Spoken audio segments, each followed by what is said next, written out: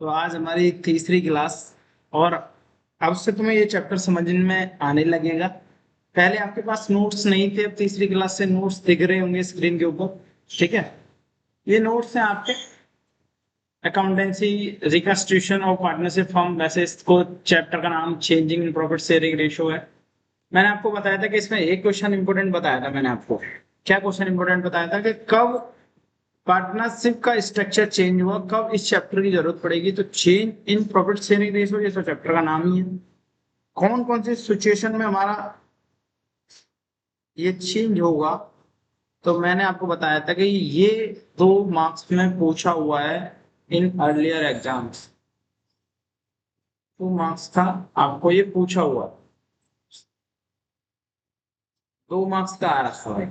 ठीक है, मैं बिना टाइम वेस्ट करे आपको ये चीजें समझाई हुई हैं, बताई हुई हैं।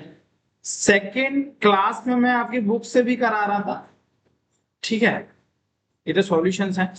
मैंने बताया था कि ये जो एग्जाम्पल है आपने कर लिया था, ये क्वेश्चंस का एग्जाम्पल मैंने बताया था कि इसको करके देखना, आराम से इजीली हो जाना चाहिए।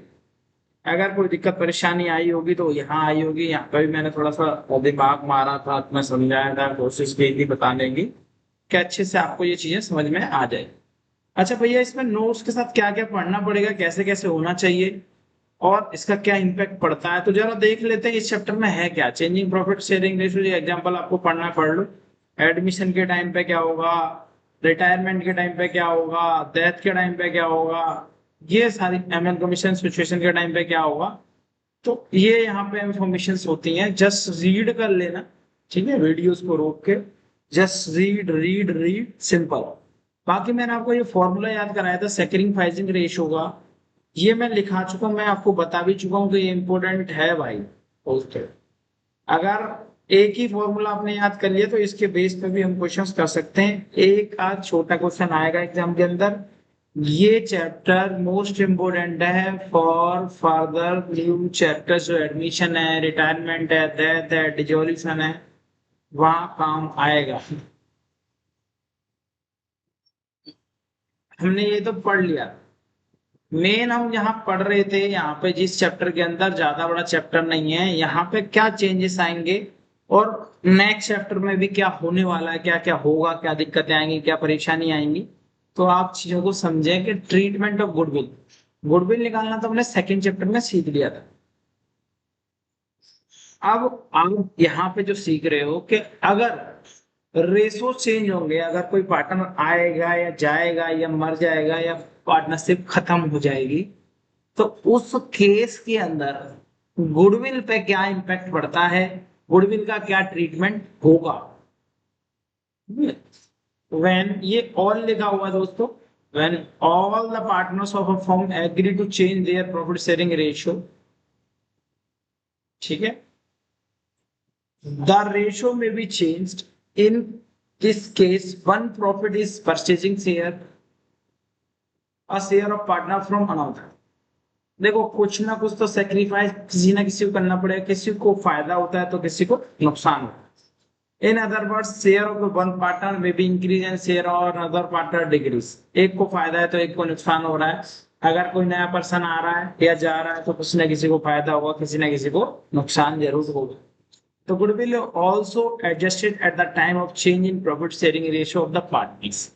Goodwill भी change होगी at the time of adjustment, जब ये चीजें हो रही होंगी, अगर आपके रेशो चेंज हो रहे होंगे तो। ठीक है दोस्तों, ये चीज आपको समझ में आई। अभी कह रहा है accounting treatment of goodwill. Accounting treatment क्या होगा गुडविल को, गुडविल को किस तरीके से निकालेंगे भैया, गुडविल को किस तरीके से कैलकुलेट करेंगे। तो ये सारे चैप्टर आज जो मैं नोट्स पढ़ा रहा हूँ, इसके बाद हम fourth class, fifth class, six class question ही क्वेश्चंस करने वाले हैं। तो थर्ड क्लास में थोड़ा ध्यान से, इत्मीनान से, तरीके से सुन लो, आपको इजी रहेगा। मैंने आपको पहली दूसरी क्लास में इसलिए थोड़ा सा समझाया बेस, ताकि आपको चीजें समझ में आए। थर्ड क्लास से आपको एकदम प्रॉपर तरीके से समझ में आएगा कि हाँ चल क्या रहा है, क्यों हो रहा है। ठीक है, in the case of profit sharing ratio, the gaining partner must compensate the sacrificing partner by paying proportionate amount of goodwill। देखो ये कह रहा है कि in the case of change in profit sharing ratio, अगर रेशियो चेंज हो रहा है the following gaining partner compensate the sacrificing partner by paying, कुछ ना कुछ दे रहा है, the proportion amount of the goodwill. जब भी ये एंट्री, अभी इस क्वेश्चन के जो फोर्थ एग्जांपल हमने करा था वो एंट्री यहाँ हुई, gaining partner account debit to sacrificing partner. ठीक है दोस्तों, ये समझ में आया आपको? Gainer partner debit to sacrifice partners. Okay, अब बात करते हैं इसमें treatment of reserve and accumulated profit. अगर ये एंट्री में आपको अगर दिखाना चाहूँ तो ये आपको कहाँ मिलेगी? ये एंट्री आपने देखो यहाँ करी हुई है वैसे भी, और यहाँ लिखा रहता है, कैमरे को क्या हो गया? अच्छा, बड़ी स्क्रीन पे भी हम ही आ रहे हैं, इसको गायब करते हैं। ठीक है, ये छोटी स्क्रीन पे ठीक, ज्यादा बड़ी स्क्रीन पे नहीं जाना। देखो होता क्या था, मैं आपको बता रहा था कि इसमें एक एंट्री करी थी हमने सेकंड क्लास के अंदर, वो ये करी हुई है। ये जो एंट्री है ना, यहाँ पे आप देखोगे ना, ये वाली जो नोबिता और नोबिता कैपिटल और डोरेमोन कैपिटल, ये हालांकि मैंने प्रॉपर सॉल्व नहीं कराया था, बट इसमें एंट्री यही हुई थी। यहाँ पे भी आप देखोगे ये सॉल्व किया था, इस समय आपने ये चीज देखी होगी फिफ्थ एग्जाम्पल में। ठीक है, तो आराम से पढ़ते रहो, अभी वैसे बहुत ज्यादा कुछ किया नहीं हमने कि घबरा रहे हो। अभी ये मान लो चैप्टर की शुरुआत है, ये 2 क्लास ले चुके, शुरुआती है अभी। हाँ, अब थर्ड क्लास से तो आप ये चीजें समझ पाओगे ना, कैसे चल रहा है, कैसे मूव करता है। ठीक है, तो रिलैक्स होकर थोड़ा पढ़ो, घबराओ मत, सारी चीजें अच्छे से हो जाएंगी। बस जिसको फॉलो कर रहे हो, मेरे से पढ़ रहे हो तो मेरे से सारी क्लासेस देखो। ये नहीं कि आज किस दूसरे टीचर की देख ली, कल किस तीसरे टीचर की देख ली, तो फिर आपके कंसेप्ट हिल जाएंगे, क्योंकि थोड़ा बहुत पढ़ाने का तरीका सबका ही डिफरेंट होता है।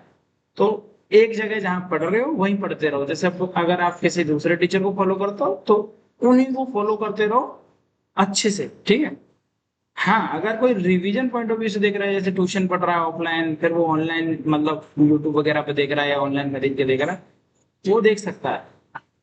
बट ऐसा नहीं हो कि आप जगह जगह ऑनलाइन में टाइम वेस्ट कर रहे हो, वो बेकार चीज रहेगी। ठीक है, तो treatment of reserve and accumulated profit थोड़ा सा ऐसे ही पढ़ रहे हैं, अभी जानने की कोशिश करते हैं क्या है, क्यों ऐसा करते हैं, क्या दिक्कत है। अगर देखो प्रॉफिट चेंज होता है ना, प्रॉफिट रेशियो चेंज करते हो आप, या ऑर्गेनाइजेशन के अंदर कुछ चेंजेस होते हैं, दिक्कत परेशानियां बहुत आती हैं कि क्या होगा, उसकी कैपिटल क्या रहेगी, उसका प्रॉफिट क्या रहेगा पार्टनर्स के बीच में। अगर पहले से पैसा जो पड़ा हुआ है, एक्यूमुलेटेड रिजर्व है हमारे पास, पहले से हमारा प्रॉफिट है, उसका क्या करेंगे, है ना? आप ऑर्गेनाइजेशन में मान लो सपोज दैट एडमिशन का ही केस ले लेते हैं, कोई पर्सन आया एडमिट हो रहा है, हाँ, पहले से ऑर्गेनाइजेशन में 80 लाख प्रॉफिट है जो हमने रखा था फ्यूचर के लिए, और जिनकी कैपिटल थी 5 लाख थी दोनों की, बाकी एसेट्स हैं, कुछ लायबिलिटी हैं। तो अब ये हमारे पास है एक बैलेंस शीट, मान के चल रहे हैं कि ये चीजें हैं 80 लाख।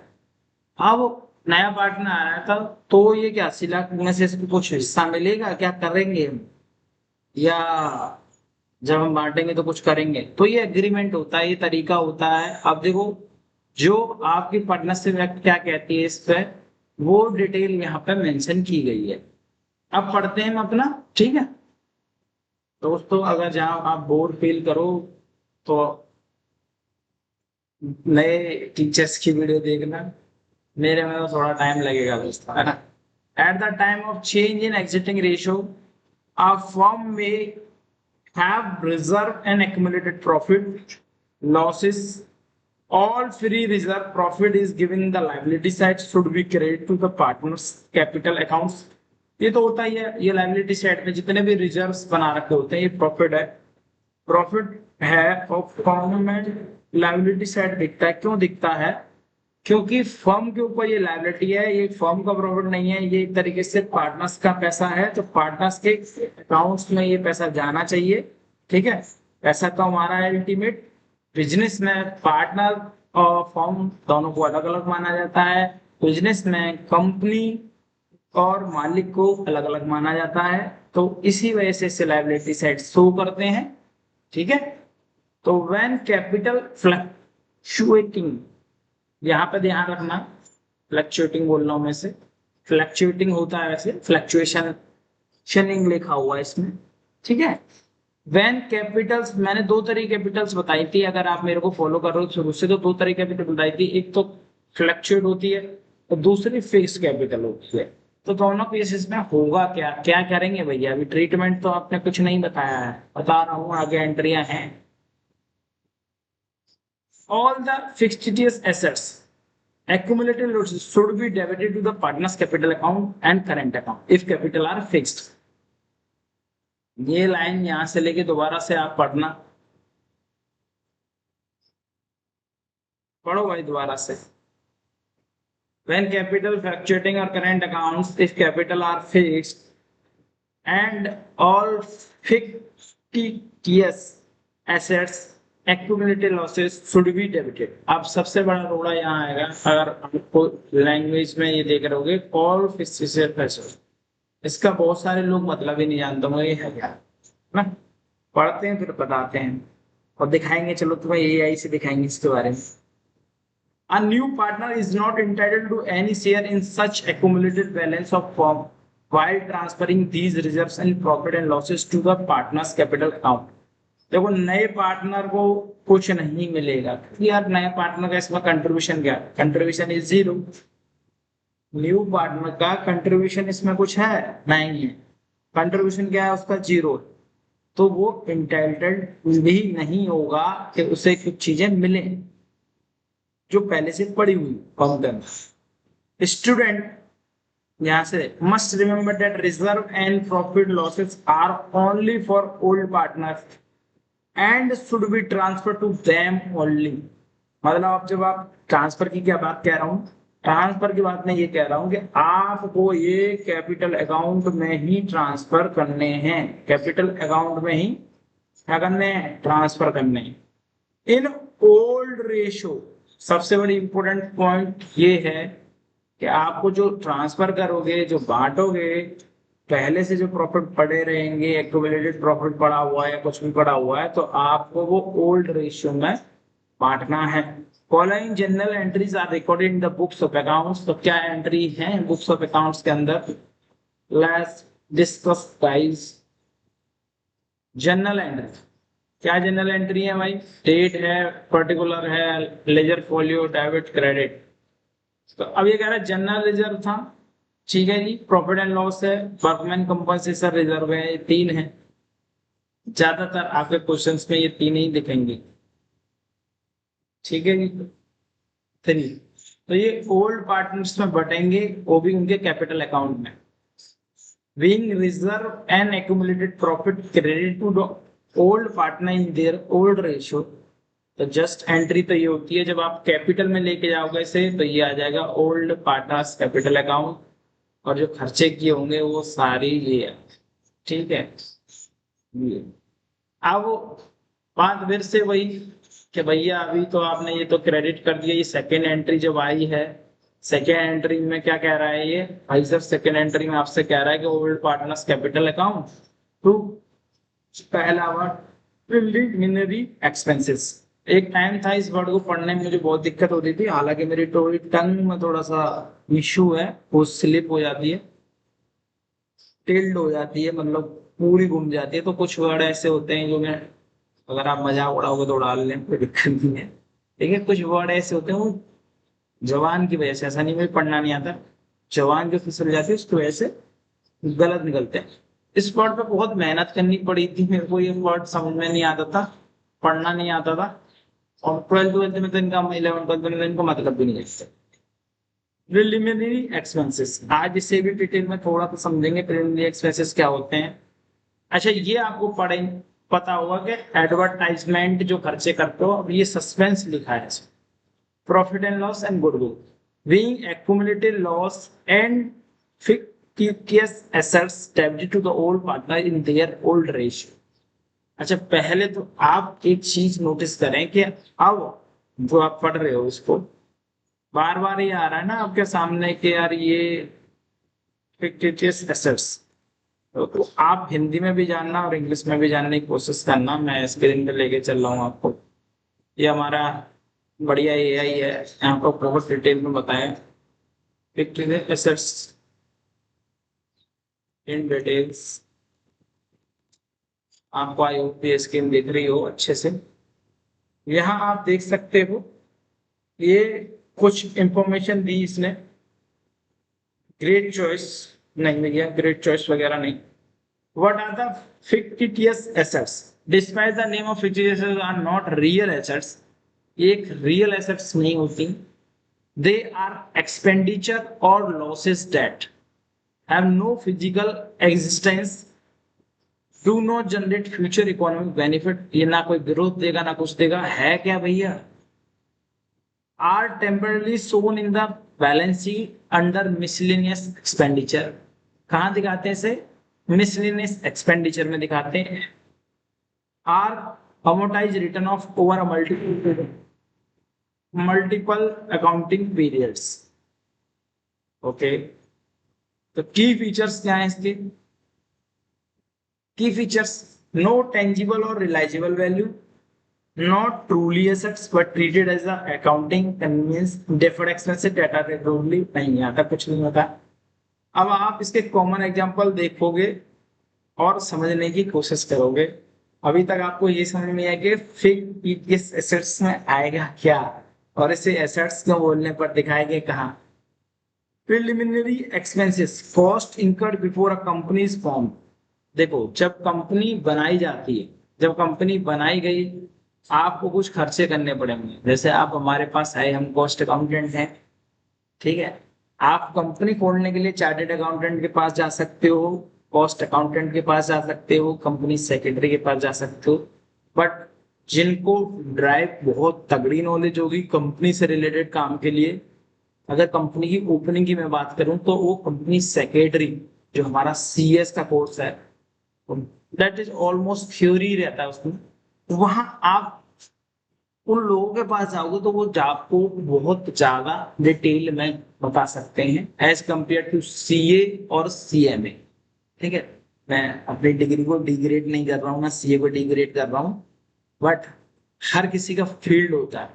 तो अगर कॉस्ट के लिए आ रहे हो तो कॉस्ट अकाउंटेंट, और टैक्स वगैरह के लिए जा रहे हो तो चार्टेड अकाउंटेंट। तो सेम पढ़ाई होती है सीए और सीएमए की, सीएस लिटिल बिट डिफरेंट। ठीक है, तो वहीं का ये एग्जांपल आ रहा है, cost incurred before the company is form. जैसे लीगल फीस देनी पड़ेगी, रजिस्ट्रेशन फीस देनी पड़ेगी, और जिस प्रोफेशनल से आपने सर्विस ली है उसको भी पैसे देने पड़ेंगे। किस चीज के पैसे देने पड़ेंगे भैया? भाई चार्जेस देने पड़ेंगे ना हमें भी, आप कंपनी खुलवा रहे हो, ठीक है, वो चार्जेस भी आपको देने पड़ेंगे। Promotional expenses, heavy advertising cost expected to benefit future.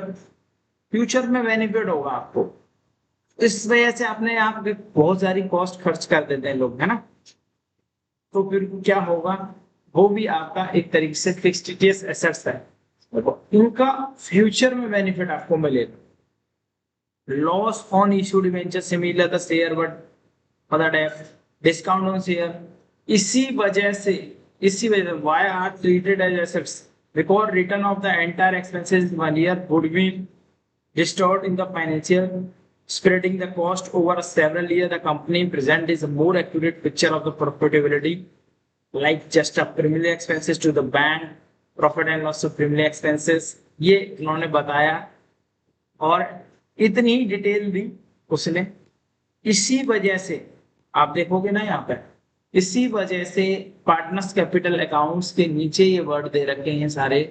Preliminary expenses आपको दे रखा है, एडवर्टाइजमेंट एक्सपेंसेस, सस्पेंस नहीं है, एक्सपेंसेस होने चाहिए यार, क्या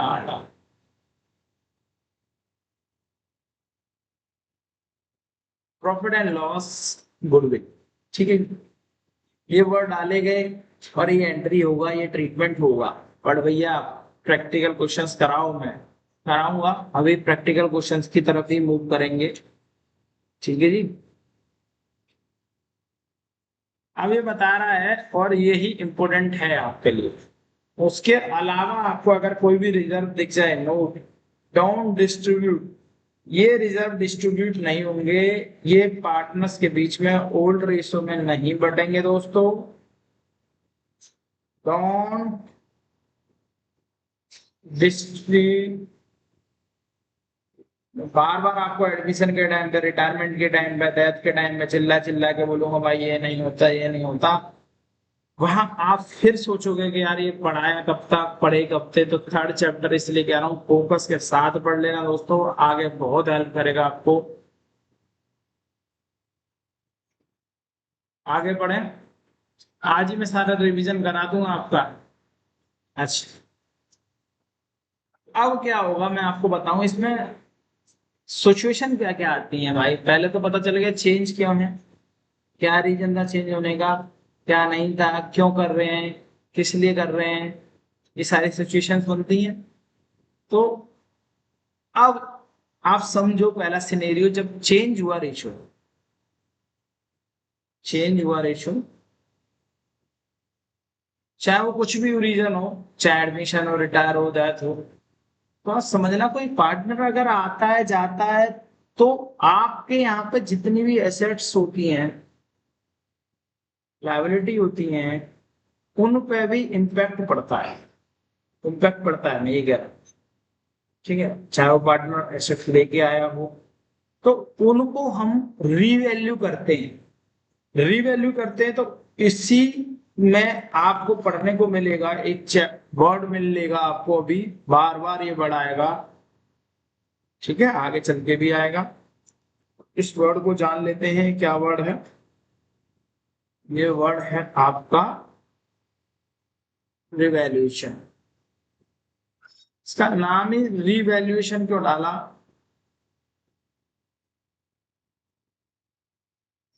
आप देख रहे हो इसका नाम है रिवैल्यूएशन।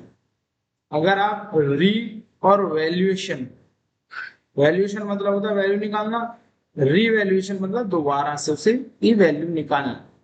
अच्छा, दोबारा से इसकी वैल्यू क्यों निकाल रहे हैं, आप बता सकते हो इसकी दोबारा से वैल्यू हम क्यों निकाल रहे होंगे।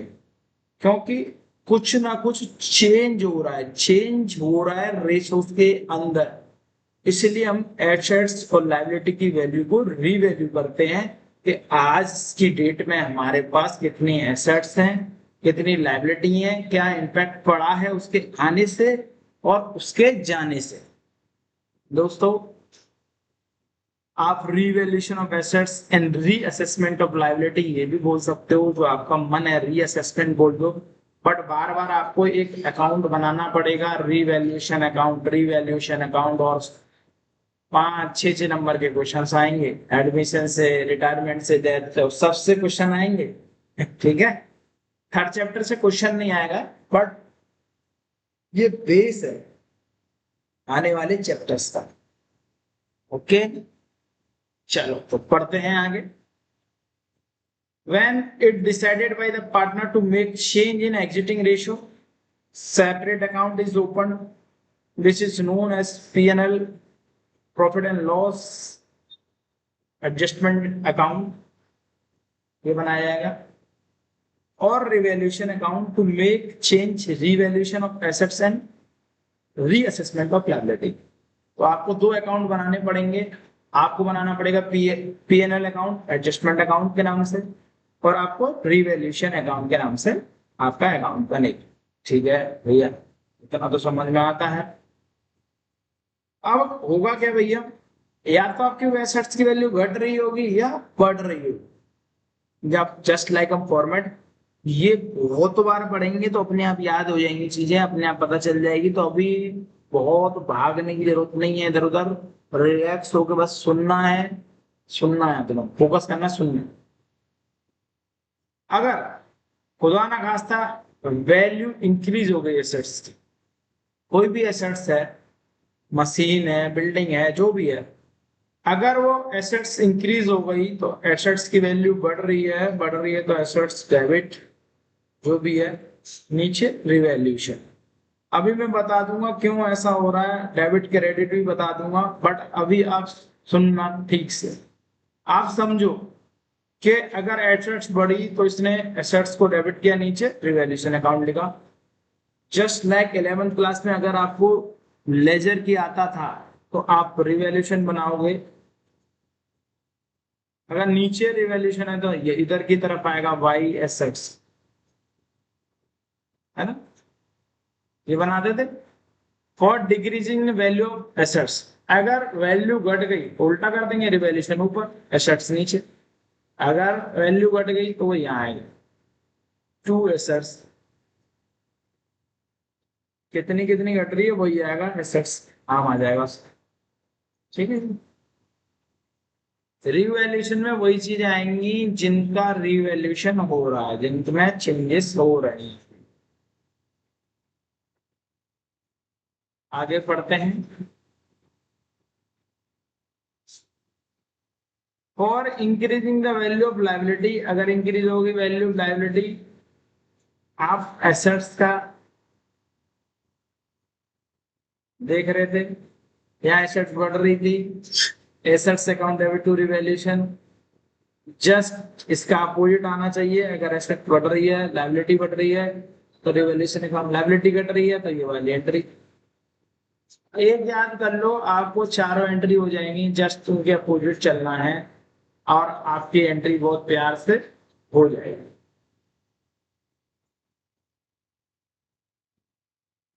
बात आती है केस नंबर 5 में।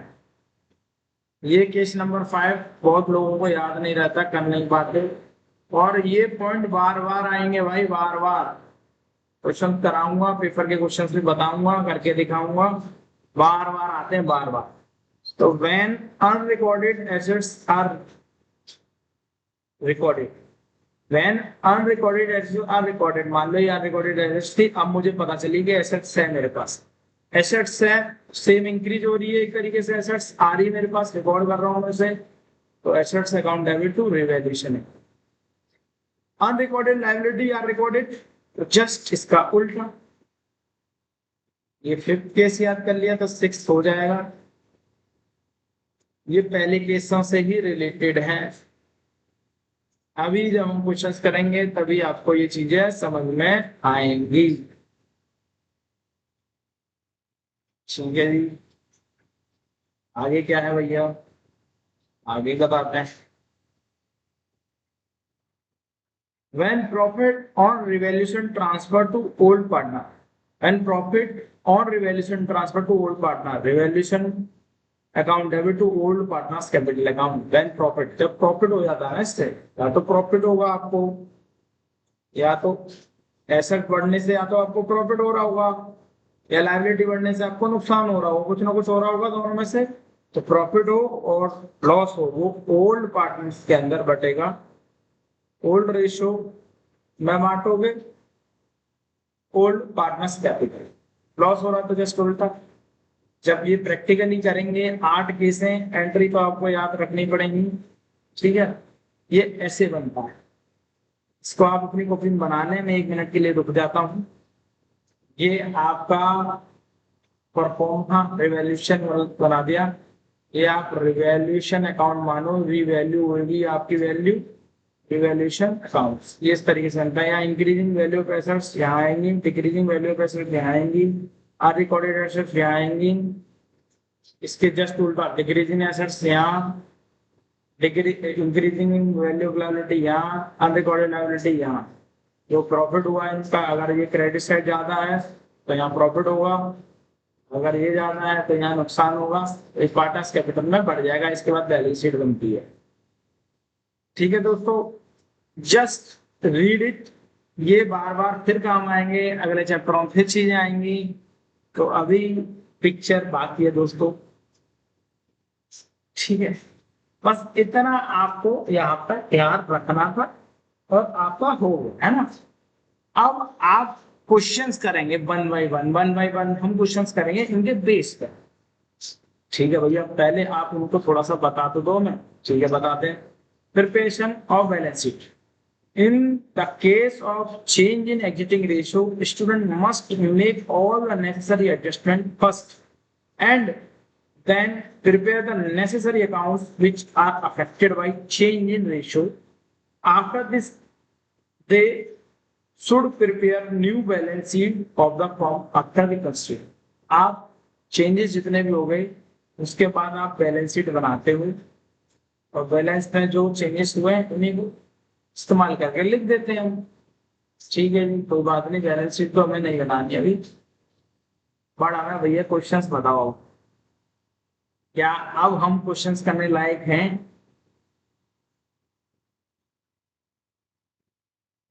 जो आपने पढ़ा नोट्स में, accounting treatment of goodwill exiting balance sheet के अंदर अगर है गुडविल तो उसके अंदर क्या करते हो आप? ये तो आपको पता ही नहीं है अभी, ये तो भैया नोट्स में था ही नहीं। अगर बैलेंस शीट के अंदर पहले से ही गुडविल है, ये गुडविल लेके आया होता तो क्या करते हैं? अगर बैलेंस शीट के अंदर गुडविल है तो क्या करेंगे? तो goodwill existing in the balance sheet means it is purchase goodwill and the following intangible asset is recognised in the books of form. ठीक है, कोई बात नहीं, जस्ट रीड कर रहे हैं, कुछ नहीं कर रहे हैं। Before request of the form, before का मतलब होता है पहले, रिकंस्टिट्यूशन ऑफ द फॉर्म जब तक कोई छिड़कानी नहीं हुई थी, to avoid the loss of to any partner after request goodwill exiting the books of account is written off by debiting to the partners capital account. ये वाला कंसेप्ट आ गया। All partners capital and current account की goodwill in case of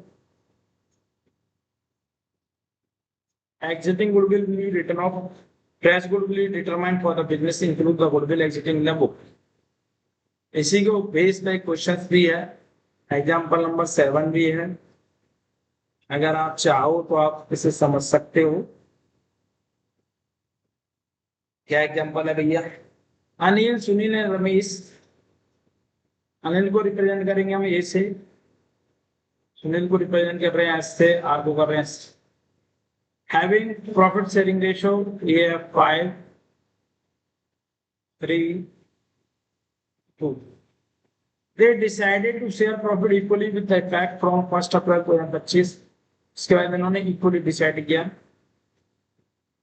मतलब ये old ratio था, ये तुम्हारा ये ओल्ड रेशो है, न्यू रेशो। आप ओल्ड माइनस न्यू करोगे तो सेक्रीफाइस निकल के आ जाएगा, सेक्रीफाइस रेशो निकाल लो तो आपका काम बन जाएगा। ठीक है, जो करना है आप कर सकते हो, कोई दिक्कत नहीं। ओके, अब वो कह रहा है the goodwill of the firm is valued 108।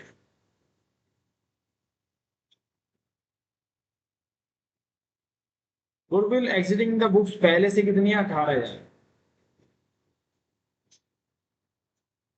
Ask the general entity to the record the books above change. If capital R fluctuate, if capital R fixed, if capital R fluctuate, तो let's see discuss about the goodwill। क्या है भैया goodwill का क्या case बना? पहले तो इसने 18,000 को बांटा, अभी ऑल पार्टनर्स के अंदर बांटा। मैंने आपको बताया था 1 2 3 पार्टनर थे, तीनों में बांट दिया है ना, ओल्ड रेशो। ठीक है जी, यही चीज हमने पढ़ी थी अभी। और 18,000 गुडविल भी तो बांट दी। फिर वहीं से हमने adjustment made on the change in profit sharing ratio. अगर प्रॉफिट शेयरिंग रेशो चेंज हुआ तो ये तो हो गए भाई दोनों गेनिंग पार्टनर।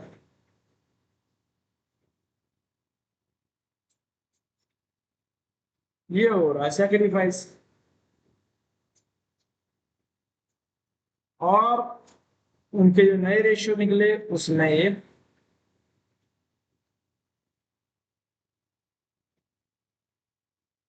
एडजस्टमेंट करके तुम। ठीक है, 1:3 नहीं, ये तो एक नॉर्मल है, इक्वली सेम ही इसमें मान दो। इसके साथ जो है 5 3 10, तो 10 है, 10 तो आना ही है, 30 हो गया।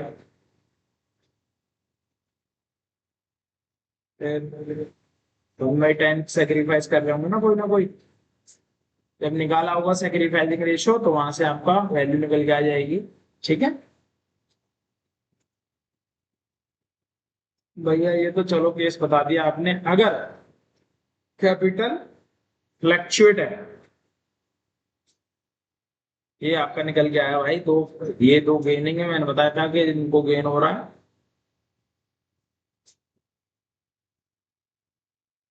तो सेक्रीफाइस गेनिंग वाले डेबिट, सेक्रीफाइस वाला क्रेडिट।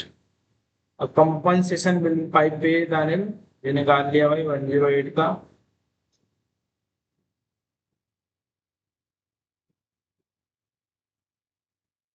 ये निकाल लिया इसका, तो ये बांट दिया हमने, ठीक है जी। अब कैपिटल आर फिक्स्ड, कैपिटल और फिक्स्ड पहले तो 18,000 को बांट देंगे, सेम प्रोसीजर है भाई, कैपिटल फिक्स्ड हो तो यहाँ पे बस करंट अकाउंट लिख लेंगे, गुडविल बढ़ गई। अब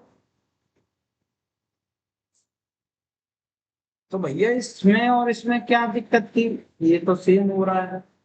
देखो यहाँ क्या है,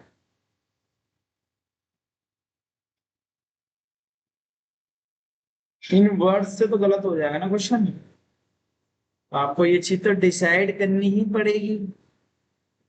नोट कर लो, इस क्वेश्चन को कर लेना, एग्जाम्पल है भाई, अच्छा एग्जाम्पल है, करना चाहो तो कर सकते हैं। Calculate of new profit share ratio on the basis of adjustment of goodwill, goodwill के बेसिस पे। अब भैया क्वेश्चंस करें कुछ या यही गुडविल निकालते रहेंगे।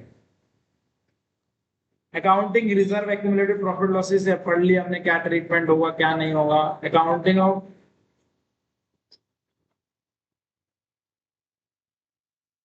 देख रहे हो अभी जो हमने नोट डिस्कस करे थे उन्हीं सारी चीजों के बारे में बताया गया। अकाउंटिंग और जनरल रिजर्व क्या होगा, कैसे बांटेंगे, जो हमने नोट्स में पढ़े वही सारी चीजें हैं, ठीक है। ओल्ड पार्टनर्स में बांटेंगे, ओल्ड रेशो में बांटेंगे, यही सारी चीजें आपसे डिस्कस की। अकाउंटिंग वर्कमैन कंपनसेशन रिजर्व है, कैसे करेंगे कैसे बांटेंगे, ये भी मैंने बताया आपको, ठीक है जी।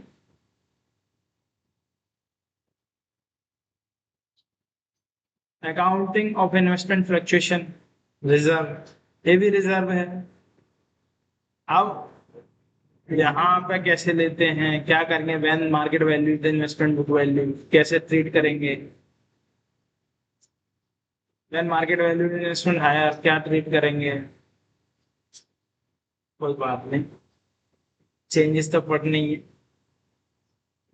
अब आप एबल हो चुके हो क्वेश्चंस करने के, तो आप अपने क्वेश्चंस पे आओ सीधा। बहुत देर टाइम पास कर लिया हमने, ठीक है। अब आते हैं क्वेश्चंस करने, अब वन बाई वन क्वेश्चन करेंगे और एक एक चीज समझेंगे। हमारे सारे क्वेश्चंस कराने के लिए रेडी हूँ भाई, पेशेंस रखो, क्वेश्चन चालू हो गए।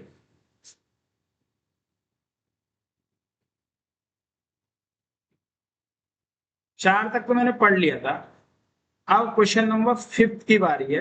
अगर इसमें नहीं दिखेंगे तो मैं तुम्हें इससे दिखाऊंगा, थोड़ा इनमें क्या होगा, जैसे पहले के नोट्स हैं तो इनमें थोड़ा बहुत चेंज हो, अदरवाइज इसमें कोई चेंज नहीं होगा, ठीक है। क्वेश्चन नंबर 5 बस डेट्स में चेंज हो जाता है और कुछ नहीं, आगे पीछे ईयर। प्रणव, ये जो आपका क्वेश्चन है यहाँ से देखोगे, Pranav Karan and Ravi Yadav partner sharing profit ratio with effect from the 1 April 2025 कर दिया है। हमारे जो क्वेश्चन सॉल्यूशन के अंदर अवेलेबल है वो 23 है, क्योंकि हम सॉल्यूशन जो डालते हैं पुराने भी डाल देते हैं, ठीक है। अब इनमें ईयर चेंज हो रही है तो इसमें कुछ दिक्कत नहीं है, कोई परेशानी नहीं है, सारा कुछ सेम रहता है। तो ये नहीं यार भैया ये क्या दे दिया, कुछ नया दे दिया, ऐसा नहीं है, ठीक है। वैसे तो मैं सॉल्व करा ही रहा हूँ वन बाई वन, आपको सॉल्यूशन देखने की जरूरत ही नहीं है, बट क्वेश्चन वहां सही से है नहीं पीडीएफ में, इसलिए हमें यहाँ से पढ़ना पड़ेगा, ठीक। अब यहाँ से पढ़ लेते हैं। दे एग्रीड, तुम्हारा क्वेश्चन भी वही है मेरा क्वेश्चन भी वही है। They agreed to share profit ratio 3:3:4 to arrive at a new ratio. Rahim takes 1/5 share equally from Pranav and Karan. मैंने बताया था कि वो 1/5 इक्वल ले रहा है, 1/5 ले रहा है भाई दोनों में से। शेयर इक्वली किससे ले रहा है, इनसे। तो अब एक बात बताओ, मेरा रेशो क्या है, 3:3:4, ये कौन सा रेशो है, ये आपका भैया ओल्ड रेशो, ओल्ड रेशो हो गया। अब 1/5 लेना जा रहा है भाई, 1/5 ले रहा है किसके में से, रहीम ले रहा है भाई, रहीम को तो प्रॉफिट हो रहा है, इनके में से 1/5 जा रहा है, इन भाई साहब के में से 1/5 जाएगा और रहीम को मिल जाएगा 1/5, तो ये प्लस इसको मिलेगा। क्या भैया 1/5 को ही हम ऐसा कर देंगे? नहीं, अगर वो दो पार्टनर में से इक्वली ले रहा है तो पहले आपको दो पार्टनर्स के बराबर जो 1/5 होता है, लैंग्वेज यहाँ देखना भाई, मैंने बताया था आपको, यहाँ फंसोगे, बार बार दिक्कत परेशानी आएंगी। जब 1/5 की बात आएगी ना, 1/2, पहले तो इसका भी टोटल करके देखोगे तो आपको 3/, मैं यहाँ ले लेता हूँ आपके लिए, देखो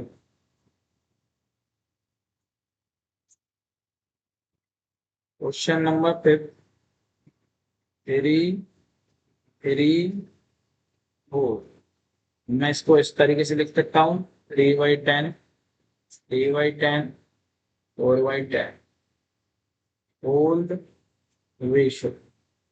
जो भी ले रहा है उसमें से टुक कर रहा है तो 1/5 ले रहा है वैसे।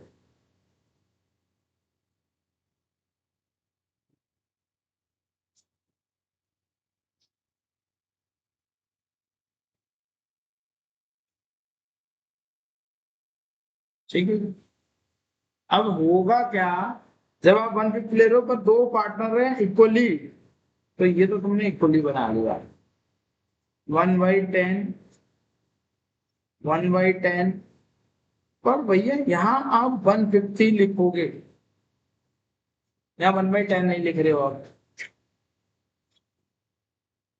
मिल तो इसे 150 रहा है टोटल, हाफ 1/5 का हाफ इसमें से ले लिया, 1/5 हाफ का इसमें से ले लिया, मिला कितना इसे 150 टोटल।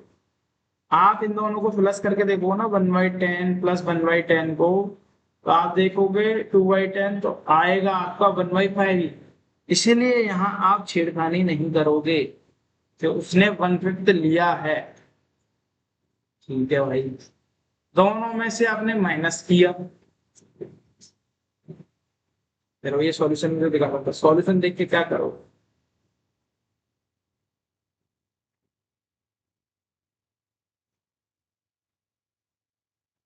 ये क्वेश्चंस कर चुके थे वैसे। 3/10 में से आप माइनस कर दोगे 1/10, एक का निकल के आ जाएगा, इसका आंसर आ जाएगा 2/10। इसको भी अगर आप करना चाहो तो अभी उल्टा कर लो, नहीं तो फिर कोई करेंगे। 3/10 ये भी था, इसमें से 1/10 गया तो ये भी आ जाएगा 2/10। थर्ड वाले में क्या है भाई, 4/10 है प्लस 1/5। अब आपको एलसीएम लेना पड़ेगा, अगर आपने एलसीएम लिया तो आपका बचा 10, ये बचा 4, ये बचे 2, 2, तो ये आ जाएगा आपका 6/10। आपका जो आंसर आएगा 2, 2 और 6, आपका क्या रेशो आ जाएगा न्यू जी? Good evening.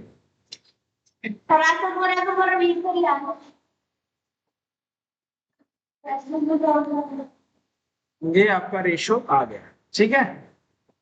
अगर आपको ये देखना है, ये आपको देखना है आपका रेशो क्या आएगा, ये आएगा इस तरीके से हुआ। सॉल्यूशन आपको देखना होगा तो आपको सॉल्यूशन दिख सकते हो, आपका जो रेशो बनाना होगा। अब जो रेशो बना, रहीम रिसीव कर रहा है 1/10, ये बनाया 1/10, ये बनाया, प्लस यहाँ ओल्ड रेशो, चाहिए ओल्ड रेशो दे रखा था, न्यू प्रॉफिट शेयरिंग रेशो।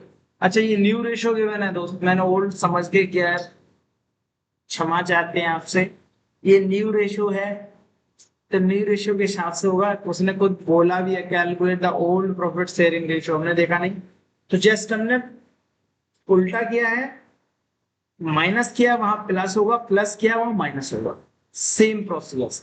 ठीक है, आपका आंसर ये आएगा, आप एक बार करके देखें, नहीं होगा तो मैं आपको हेल्प करूंगा और बताऊंगा। ठीक है, थोड़ी देर की और क्लास लेंगे, फिर इसके अलावा बंद करेंगे, थोड़ी देर 15-20 मिनट और। तो दोस्तों मेरी ऑफलाइन क्लास खत्म हो गई, अब ऑनलाइन में आ जाते हैं, जो हमारी बची हुई रिकॉर्डिंग की 15-20 मिनट है।